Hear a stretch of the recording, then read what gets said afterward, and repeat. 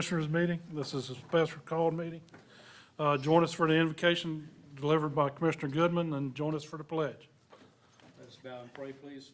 Our Father and our God in heaven, we come to Thee humbly thanking You for all of Your many blessings, the things that You have done for us, all of the gifts, all of the beauty of nature.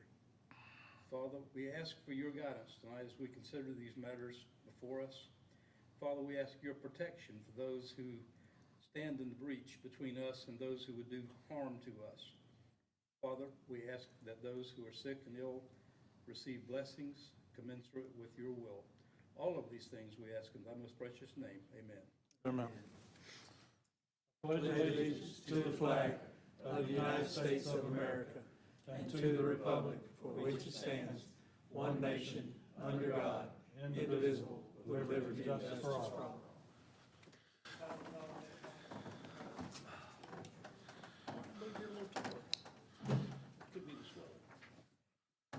All right, roll call, Katie. Commissioner Reddick is running just a few minutes late. I'll note what time he arrives. Thank you. All right. Are there any amendments to the agenda? Hearing none, can I get a motion to adopt the agenda? So moved, Mr. Chairman. Second. Got a first and a second. All in favor? Motion carries. All right, this brings us to the first public comment section of the night. It'll be limited to agenda items only and 3 minutes. Anybody? Abe, you want to speak? You're the only one here. All right. All right, since we have no comments, we'll move on. This brings us to our discussion and possible action regarding the district attorney request for payroll processing. Nancy, you got some information for us? Yeah, and I'll kick it off a little bit there, Chairman. So the DA on September 17th, this was, if you recall, at our last meeting, the same day of our last meeting, where he asked Camden to take on additional payroll for his staff. This is in regards to when Glenn sent his office a letter indicating that they would no longer process payroll for any employee from the DA's office that is not directly working for Glenn County. So since that time frame, the DA's office has reached out to not only our county, but every other county asking for the same service, just to take on additional payroll requests. And this would be direct payroll to 6 additional employees beyond the 4 that we already process. So it would bring our total to 10. A few of these employees are not, three of the 6 are not attorneys. So some of those would have health benefits as well as retirement benefits. The 3 attorneys, it would only be their annual supplement that we would be picking up from October throughout the rest of the fiscal year. So what we've done for you all here this evening, the packets that you have before you, is the first page is his request. The next few pages are the PowerPoint presentation that Nancy will deliver to you. There is a second to last page that just has some considerations as well as some of the items that staff has asked of the DA's office.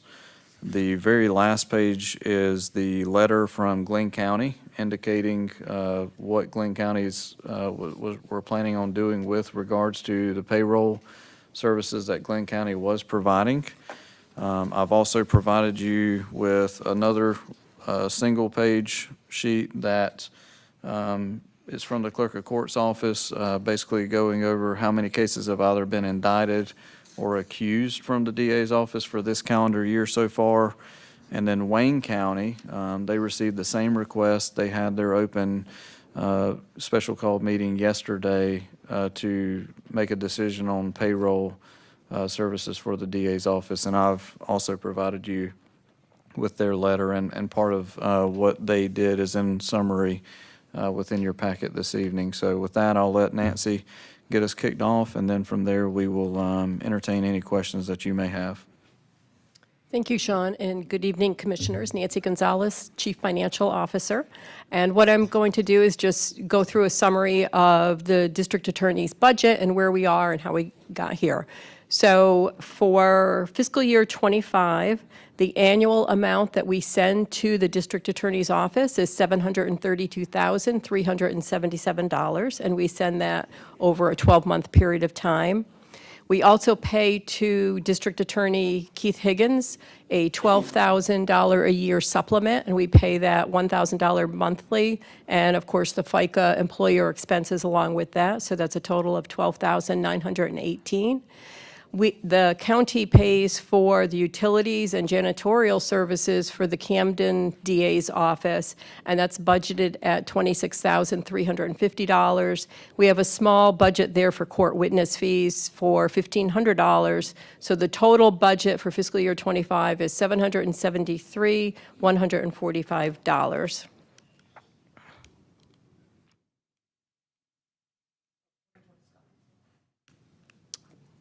So this is just a chart to show what we've been doing up until this point, and it's an example of the DA funding, how it's worked.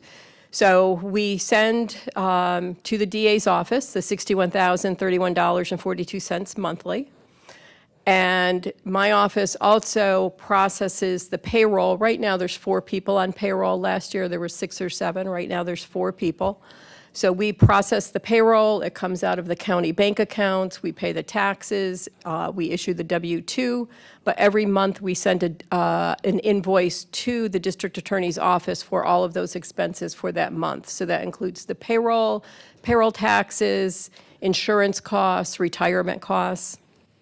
And that's been averaging about almost $26,000 monthly.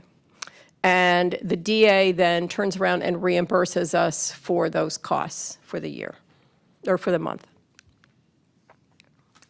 So just as Sean had said, right now we have 4 people on payroll, which is an ADA, a receptionist, and the receptionist is actually housed, I believe her office is at the Glynn County DA's office, but she's on our payroll. There's also a chief investigator and a victim's advocate. And the DA Higgins has requested that Camden pay for 6 additional employees. The first 3 there listed are the deputy chief ADA, senior ADA, and the ADA, and that is just for the supplemental pay only. And I believe their actual pay comes from the state. So this is just a supplement, and that would not include benefits. And then the remaining are 2 legal assistants and a victim's advocate. So the estimated cost for all of this, beginning October 1st through the end of the fiscal year, which is June 30th, so the current employees is just almost $241,000, and the additional employees would be about another $173,000, so that's a total of $413,481.79, and that is an estimate. It's based on health insurance claims in that we're self-insured. We don't know what those claims are until they occur. So I have factored in some estimates, but it could be higher, it could be lower than that. So this is just a summary of how much is remaining out of the budget allocation for the DA. So I had said that we fund him $61,031 per month, and there's 9 months remaining. We've already paid him for July, August, and September. So over the course of the remainder of the fiscal year, we'll pay him $549,282. And right now, the DA owes the county the invoices that we've sent him for payroll. There's a balance due from the prior fiscal year of $47,666. Now, if you recall, at one of our last meetings, that amount was $58,258. And out of the payments that we sent him for August and September, we deducted, I believe it's $5,600, that's a rounded number, out of that, $5,296 out of each one of those payments. So we've so far collected out of that $58,000, $10,592. So he's left with a balance for last fiscal year of $47,666. We just sent him the September 24 invoice for payroll. We actually just sent it today, so he does owe us that. It's current, it's not overdue or anything, but it's $20,070.96. And the estimated remaining payroll that we talked about on the previous slide was $413,481. So if we take what's left for the year, it's a remaining budget allocation of just over $68,000. And again, those are, like, that could go up or down depending on how much insurance claims are, how much retirement people contribute, et cetera, but it is a fair estimate of where we are. So again, this is just a continuation of that. The remaining budget is just over $68,000. And at the last Board of Commissioners meeting, you had all decided to hire a juvenile court solicitor, as the DA is no longer offering that service. And the solicitor services are estimated for the next 9 months to cost between $40,000 and $50,000. And of course, it's contingent on how many cases, how many hours, et cetera. So with that, with the next slide, I will hand it back to Sean regarding the considerations on the DA's payroll request. Thank you, Nancy. So Commissioners, kind of trying to keep in line with Glenn County and not really try to reinvent the wheel here.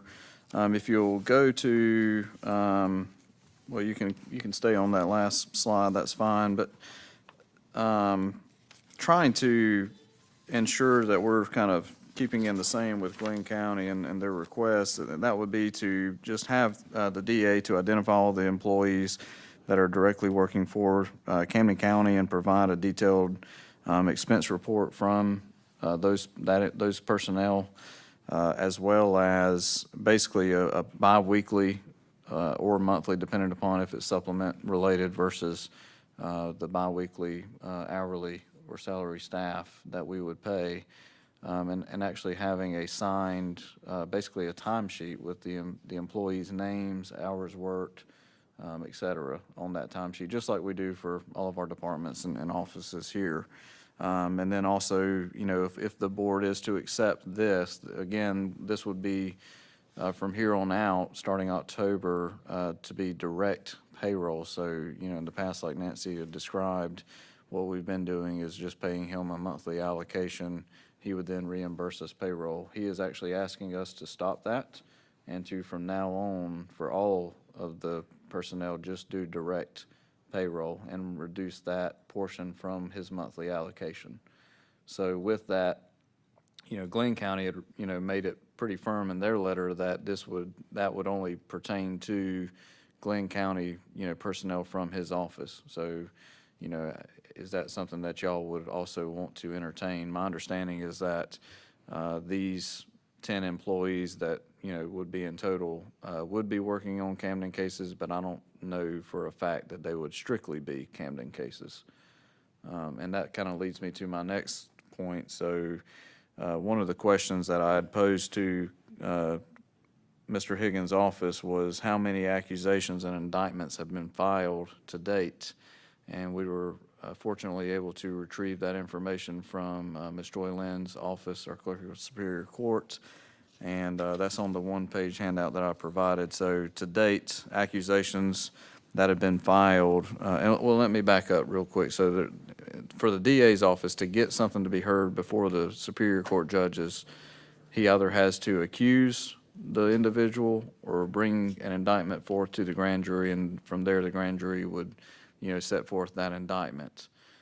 That's the only way that the judges can hear cases. You know, as of his letter from September 4th, we have almost 2,900 cases that are pending, whether it's misdemeanor or felony.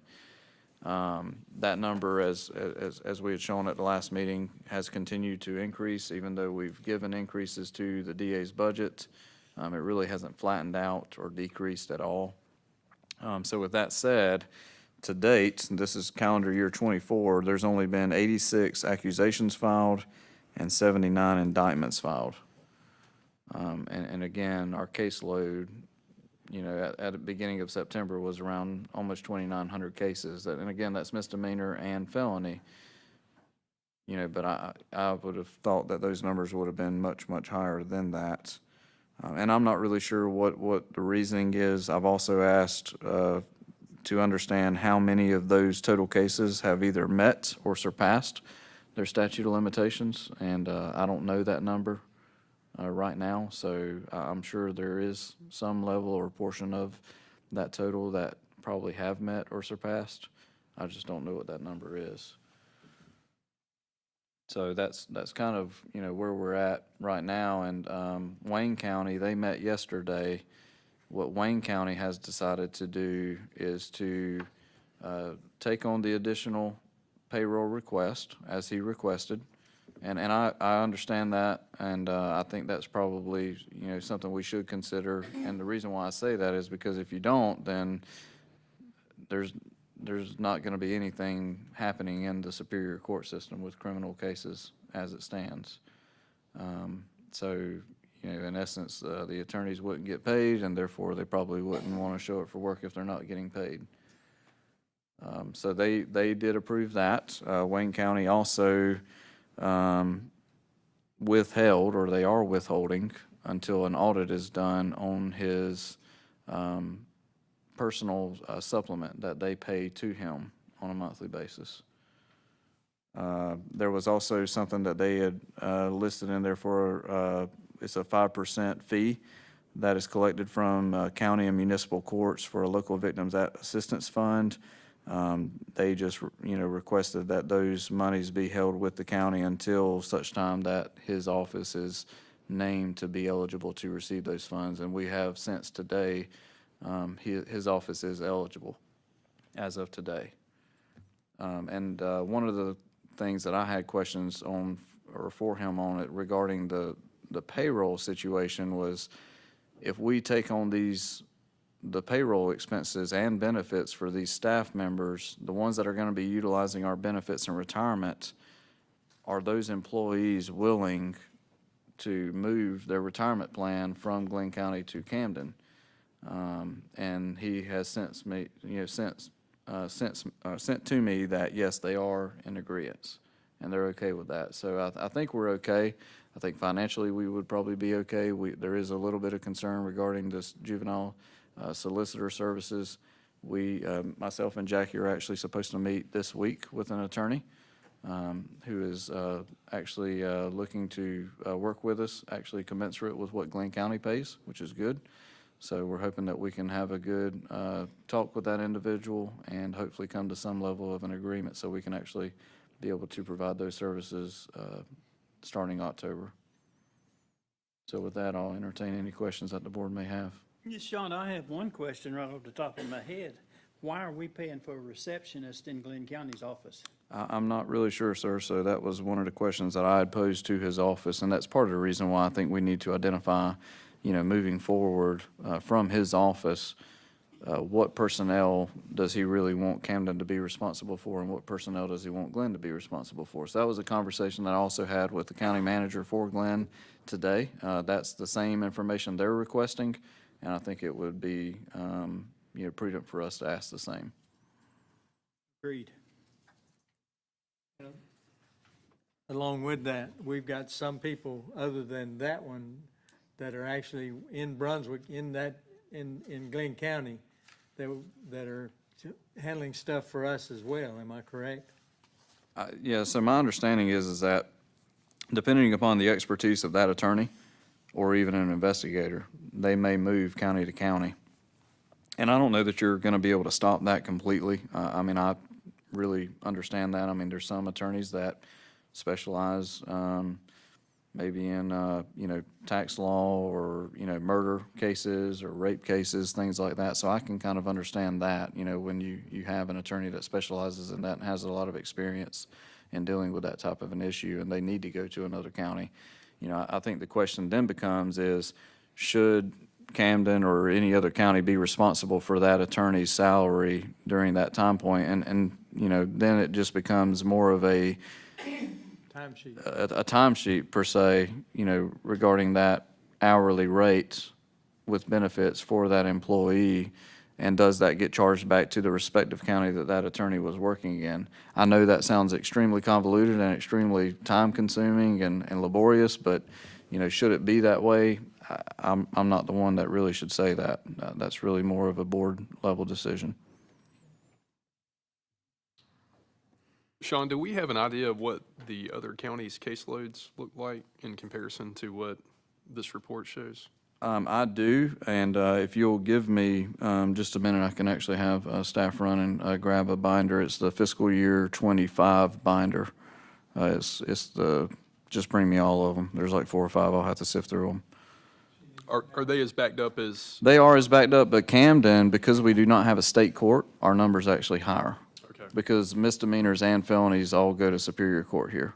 In other counties where they have state court, misdemeanors go to the state court. And we're the only county that don't have a state court. You know, that's one of the questions is how can we get a state court? Yeah, and I understand right now misdemeanors that are actually active in our Superior Court office or in our court system is only about in the mid-30 range right now. That was the number I was given recently. And I believe we have well over 15 or 14 to 1,500 misdemeanor cases at the DA's office right now. So again, if they're not being brought forth for the judges to hear, then the judges, it's really up to the DA's office to bring accusations or indictments. Mr. Boatright, can you speak to the history of the current administration under DA Higgins in terms of what the standing of accounts was in terms of money available to him a couple of years ago and how much was expended? Because there were reports in the news that I figured, Ms. Gonzalez, $2 million, $4 million has been. That's what I read in the paper.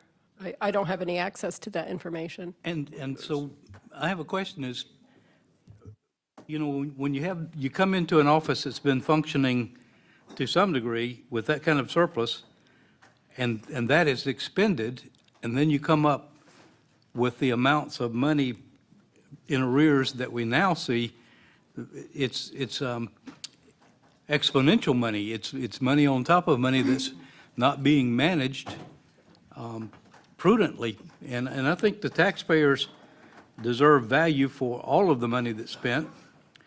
In addition to that concern, there are news reports about major fentanyl cases getting like a $5,000 bond when speeding bonds are much higher than that.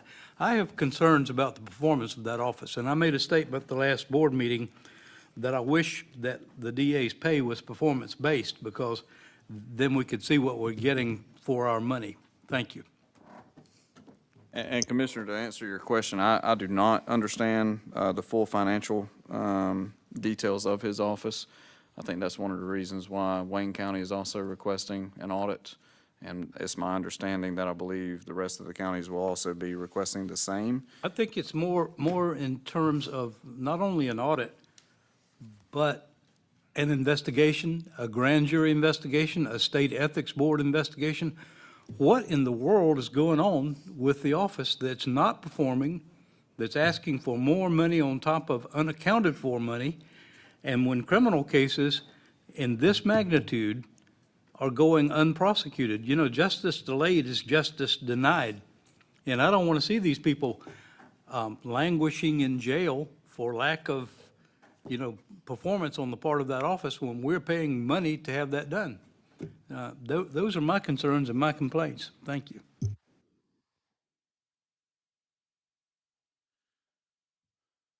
Anybody else got any questions? Where- About a million of them, I just don't know how to ask them. Yeah. Just to clarify, you said that Wayne County and the other counties are asking for an audit? Well, there's a discussion going around between the county attorneys, all the county attorneys about that. I think Wayne is the first one that's really come out public and asked for it. Am I right on that? Just to that, we have all been in discussion about what is going on across the circuit with the district attorney's office. This letter from Wayne County has just been sent today about the audit, and we just got a copy of it this afternoon. I know that there has been communication from Glenn County as well requesting that audit. We are all watching what is happening with Glenn County right now. That has been where we're at. My question is, I think it's, every office is, or every department or whatever, however, like we get audited every year, am I correct? Yes, sir. And they do too, as well. I know probate gets audited, magistrate gets audited, every department gets an audit. Correct. And they've not picked up anything out of the ordinary through this, or does? Our auditors do not audit the district attorney. They audit the Board of Commissioners books, which are in my office. They audit the tax commissioner, clerk of Superior Court, probate court, magistrate court. But they do not audit the district attorney. Who, do you know who does? No, Okay. no. And Commissioners, just before you do have any questions, I do have I don't have the accurate numbers for as of today, but when Camden County was doing the budget, now this is as of January 10th of 2024, so you can probably add, 5-10% to these numbers. Camden cases, again, this is misdemeanor and felony for Camden because we don't have a state court. So at that time, January 10th, there was almost 2,600 cases, 2,573 cases. That number today is over 2,800. So we've grown 300 cases since January. And during that same time period, we've only accused and indicted just over, probably 150. So, and again, that's out of a total count of 2,800. Glenn County, they do have a state court, but their total caseload as of January 10th was 2,259. Wayne County's was 842. Appling's was 315, and Jeff Davis was 216. So that brings the total for the DA's office to 6,205, and that's with all 5 counties. But that was back in January. What those actual numbers are today, I'm not sure. We would have to request that from his office. I know that probably does not answer your specific question as of today, but it gives you some level of relevance as to how many cases are pending in each county. And I could go back in time to see how much they've increased if you would like that. The overall funding for the DA's office, I guess it's sourced from the 5 counties in this judicial circuit plus state funding? State funding as well as ARPA funding. ARPA. They also had ARPA funding given to them, my understanding was $2 million to that office. And even some of the positions, that was actually one of the questions that I asked him today, earlier this morning, was I understand that there's 2 positions that are ARPA funded through his office. There may be more. There's just 2 that I know of related to Camden. And not part of the 4. This is on, I think it's just 2 actually, now that I think about it. One's a receptionist, and I think one's a victim's advocate or an investigator. But I asked him what is to become of those positions, because if they're ARPA funding has, an end date. What's going to happen then? Who is going to be responsible for those positions? So we're still awaiting an answer for that. Within the 5 counties in this district, how does it determine, what county contributes what towards the overall budget? So in the past, and this is since I've been here, since Mr. Higgins has been in office, I think he's broken it up by caseload allocation. Okay. Now, that's not totally accurate because Glenn County has always, taken on the larger burden, if you will, financially for his office because they've fronted all the payroll for everybody outside of Camden, outside of the, the 6 or 7 that we had at one point. We're down to 4 now. So they've really fronted a lot of the payroll, which, I think speaks to the reason why he owes them $1 million. I mean, that's not the reason, but that's why he owes them significantly more than what he owes Camden. Because they were taking on all the payroll outside of the, the 6 or 7 that we had. As far as why, I really don't understand why it's been that way.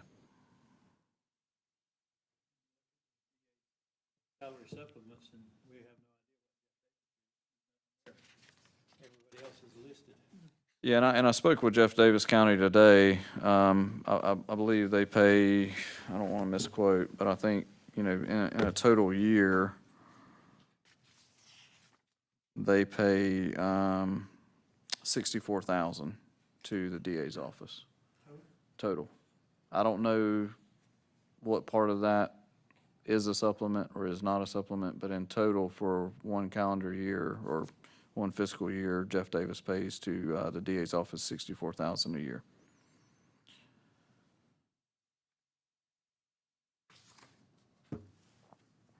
And just for perspective, going back into our budget years, before Mr. Higgins, I think there may have been just a few $1,000s year to year modifications to the budget, maybe not even that. And since he's been in office, we had that chart. We can always bring it back if we need to. But I think when he took office, the budget was around 395, 396, and now we're at 773. So that's how much we've increased. We've increased it a lot. Yes, sir. Part of that has been position requests that he's made to assist on the caseload, but I think if we go back and we pull that chart back up, and Scott, I don't know, do you still have access to that chart that we had at the last meeting? See if you have access to that. We can actually show that once more, just so y'all know the financial history of where we've been and where we are today.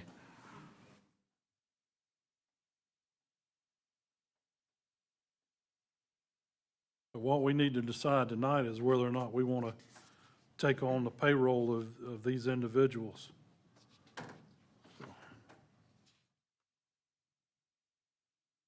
Yeah, and I think with the remaining amount left in his budget, again, just kind of going back over what Nancy had presented, we're probably easily looking anywhere from $40,000 to $50,000 just to provide for the solicitor services for juvenile. And that's kind of assuming roughly 10 hours a week. That may be a little high in some instances, but there may be times like a couple weeks ago, Judge Green literally had a 3-day trial.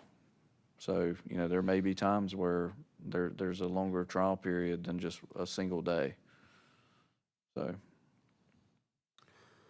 it may not be 10 hours a week. It's just, kind of rough estimates there.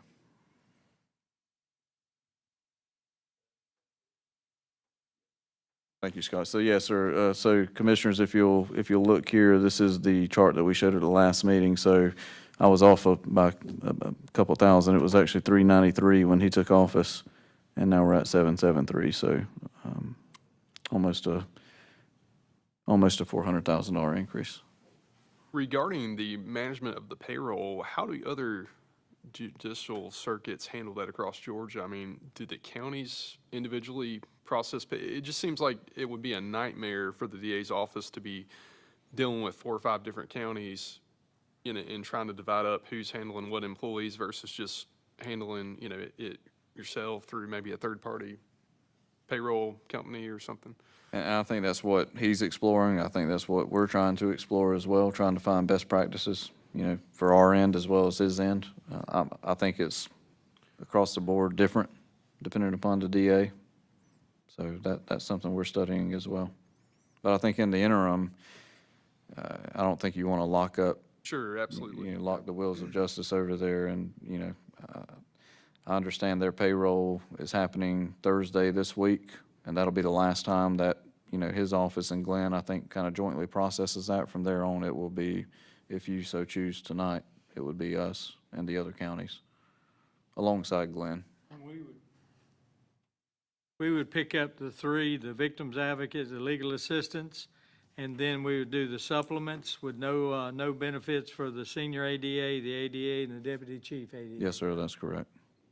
And those that are requesting benefits, we would process those, but those would not be the ADAs. That would be the victim advocate and legal assistants. Then the receptionist that's in Glenn receptionist. County. Yes, sir, yeah. That's, Which we're already processing that, so we'll need to identify quickly from his office what he intends to do with that, whether we're gonna be held responsible or whether Glenn County is gonna be held responsible. And that's one of those things where, if you look at their number, you call that number, it generally rings to the Glenn County office, and then they can divert it from there to whatever county they need to. So it's kind of hard to say, well, is that receptionist clearly just for Glenn, or is it really more so helping out just the entirety of the office and directing calls as needed? It's Surely very he's got- convoluted. Surely he's got more than one receptionist with 5 different offices, so to me, it's still a hang up there that, are we paying for a Glenn County employee to work in Glenn County? And if you read it, that's what it says, basically.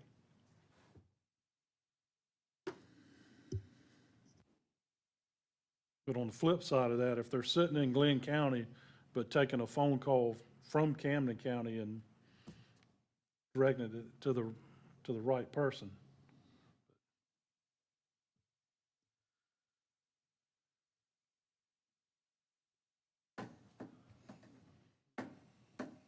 But it's kind of a double-edged sword. If we don't take on the payroll and he ends up losing these employees, that clogs up the justice system more. So I think we should take them on. Whether or not we keep the receptionist in Glenn, I could go either way on that. And I'm not recommending anything, I'm just, bringing up what Wayne's doing and possibly what other counties may be doing, so mainly in regards to the supplement, and even the local Victims Assistance Fund, so, what you would like for us to do with those as well. Well, he's eligible to receive that. He's eligible as of today, we did confirm that. All right, anybody willing to make a motion on this? Chairman, I'll make a motion to take care of all of them except for the receptionist in the Glenn County office. Okay. Add them to our payroll. Until we know more, the facts. Yeah, that can be negotiated, right? As far as that goes. Until we know facts. Yeah, All right, do we have a second? I'll second it. Can I just get clarity on the motion? So is that just on the payroll?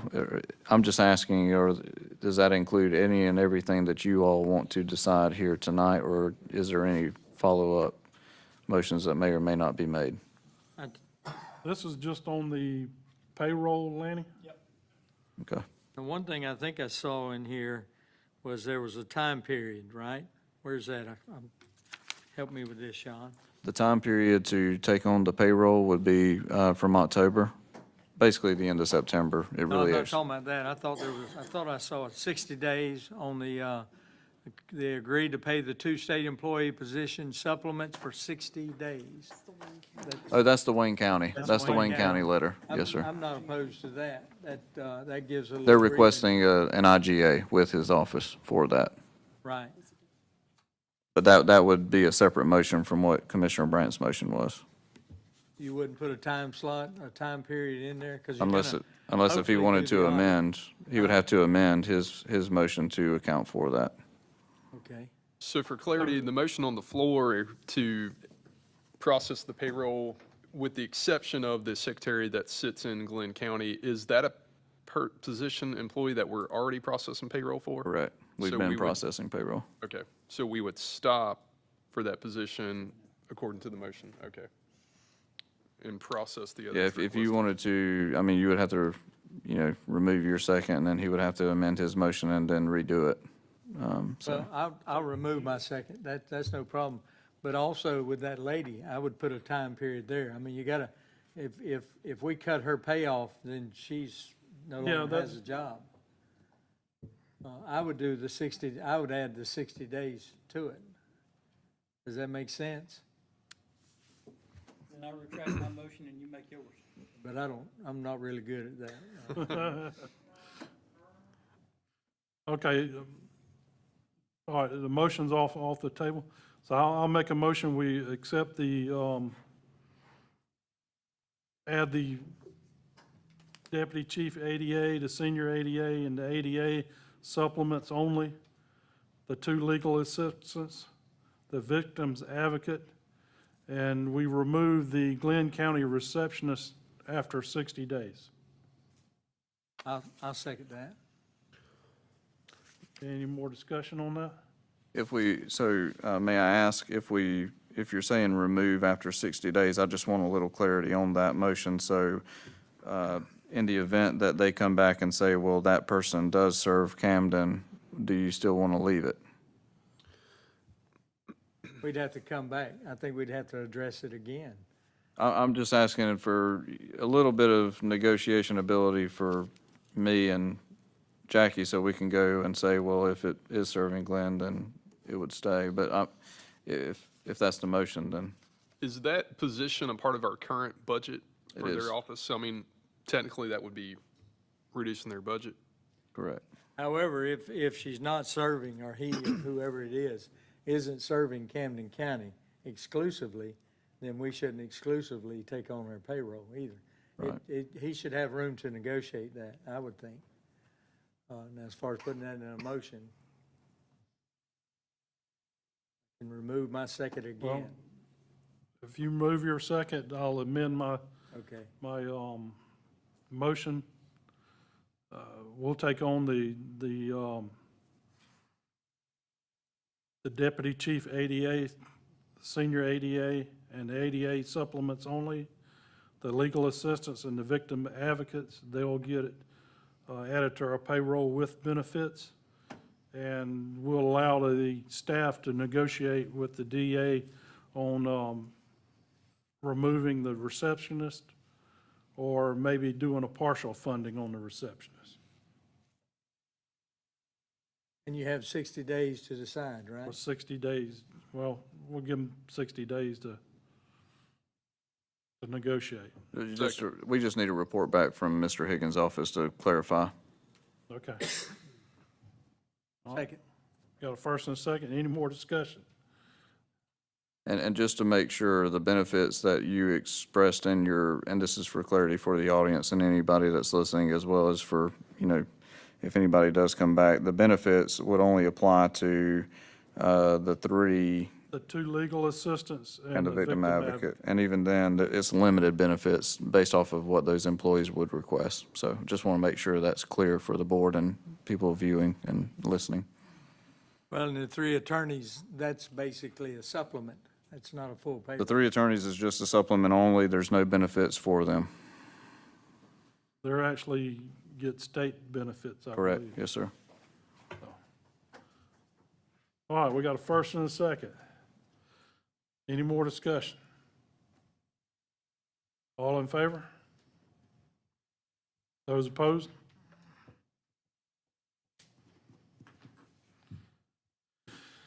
All right, we'll move on to the next item.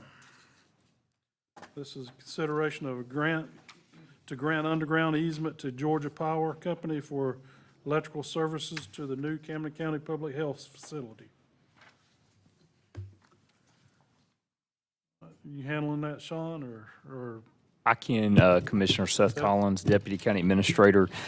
So this is just to grant Georgia Power an easement for them to put in underground electrical distribution facilities for our new public health facility located off of Winding Road in the city of Kingsland, and they will pay us a big sum of $10 for us to grant them that easement. So I ask for your approval on this item. All right, can I get a motion on this item? Motion to approve. We need that $10. Second. Any discussion? All right, all in favor? Motion carries. All right, this brings us to our last public comment section. Anybody wish to speak before the board? We'll limit it to 3 minutes. All right, no takers? All right, can I get a motion for adjournment? So move, Mr. Chairman. Second. Got a first and a second. All in favor? All right, we're done. Thank y'all.